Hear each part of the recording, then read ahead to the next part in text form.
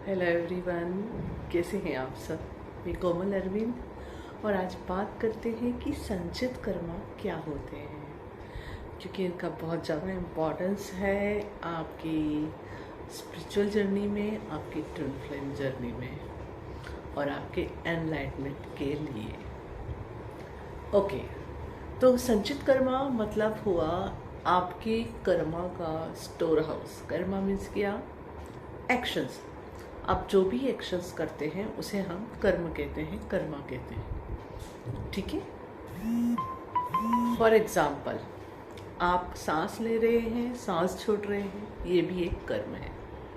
जब आपको लगता है आप कुछ नहीं कर रहे हो, तब भी आप कर्म तो कर ही रहे हो, क्योंकि आप इस बॉडी में मौजूद हो, तो you are doing that. For example, you are sleeping, आप सो रहे हो लेकिन आपकी बॉडी में ब्लड सर्कुलेशन चल रहा है, राइट। तो कर्म तो तब भी चल रहा है ना। तो कुछ कॉन्शियस कर्म है, कुछ अनकॉन्शियस। कॉन्शियसली जो आप कर रहे हो वो कॉन्शियस हो गए। अनकॉन्शियसली मतलब आपका पूरा अंदर की जो एक्टिविटीज़ है वो ऑटोमेटिकली रन कर रही है। तो एक्शंस तो चल रही है, कर्म चल रहे हैं। अब बात करते हैं इनके इम्पैक्ट के ऊपर। जब हम कुछ भी एक्शन ले रहे, कर्म ले रहे हैं, तो कॉज एंड इफेक्ट का रूल एप्लीकेबल होता है।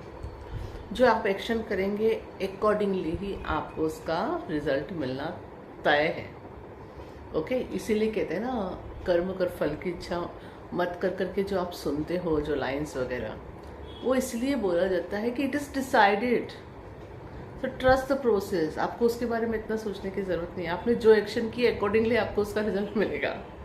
ओके, इसलिए वहाँ मैटर करता है फिर इंटेंशन, कि आप किस इंटेंशन के साथ कर्म कर रहे हैं, किस इंटेंशन के साथ एक्शन कर रहे हैं, वो सब कुछ मैटर करता है। अकॉर्डिंगली आपको आपका रिजल्ट हमेशा मिलता है, उसका फल हमेशा मिलता है। ठीक है।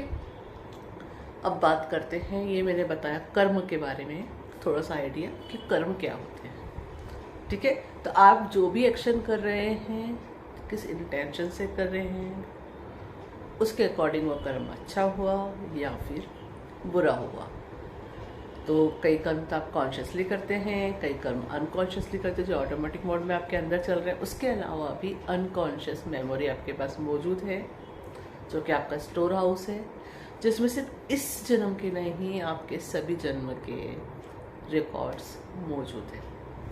ओके, तो वहाँ आपके संचित कर्मों का पूरा स्टॉक मौजूद है।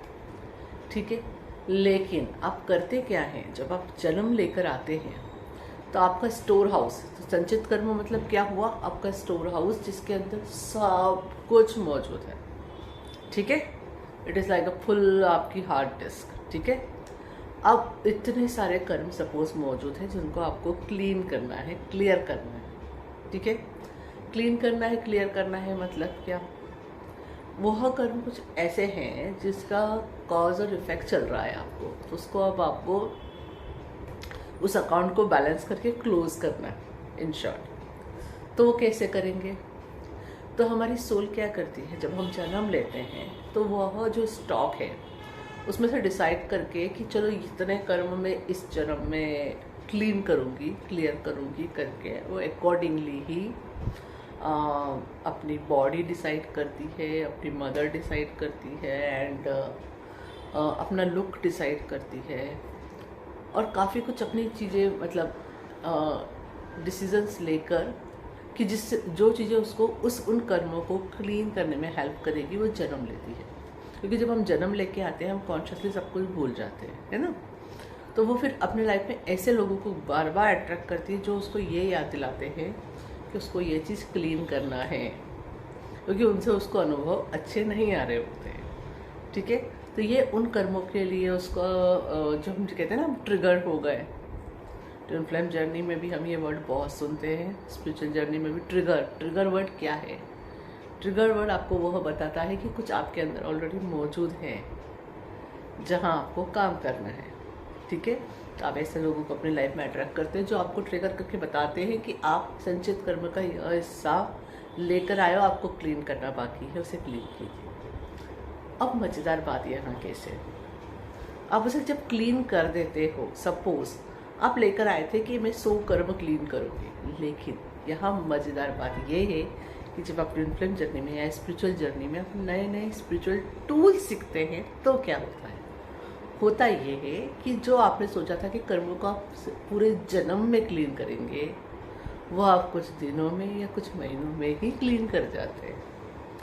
ठीक है, तो इस वजह से क्या होता है, हमारी सोल और हमारा जो सिस्टम है ना, बड़ा ऑटोमेटिक सिस्टम है, तो वह क्लीन हो गए तो फिर क्या करती है हमारी सोल, जो स्टोर हाउस है उसमें से दूसरे कर्म लेकर आती है जिन्हें हमें क्लीन करना बाकी है। तो ये साइकिल चलती रहती है।